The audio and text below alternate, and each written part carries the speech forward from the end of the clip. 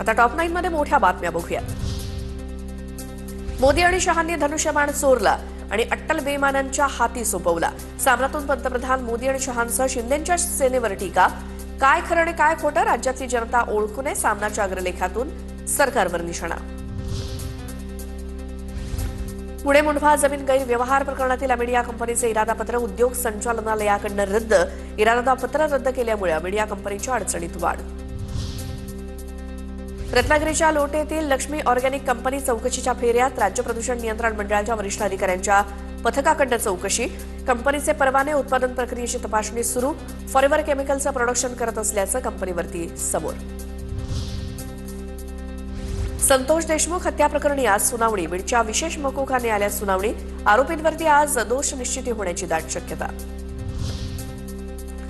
Nagpur महानगरपालिकेसाठी zone कार्यालयात उमेदवारी अर्ज दाखल करता येणार। शहरातील 38 प्रभाग 10 झोनमध्ये विभागण्यात आले। महाराष्ट्रात निवडणूक पारदर्शक पद्धतीने घेण्यात आलेली नाही। जर्मनीतील बर्लिनमध्ये काँग्रेस नेते राहुल गांधींचा आरोप। भारतात लोकशाहीवरती हल्ला होतोय। राहुल गांधींचा जर्मनीतून भाजपवरती हल्लाबोल। पंजाबचे माजी पोलीस महानिरीक्षक अमरसिंग चहल यांनी स्वतःवर गोळी झाडली। 12 पानांची सुसाईड नोट पोलिसांच्या हाती। प्रकरण कोट्यवधींच्या सायबर फसवणुकीशी संबंधित असल्याची चर्चा। 8.10 कोटी रुपयांच्या सायबर फसवणुकीचा आरोप। गेल्या 5 आर्थिक वर्षात महाराष्ट्राला केंद्र पुरस्कृत योजनांतर्गत 147 लाख कोटी रुपयांपेक्षा जास्त निधी मिळाला।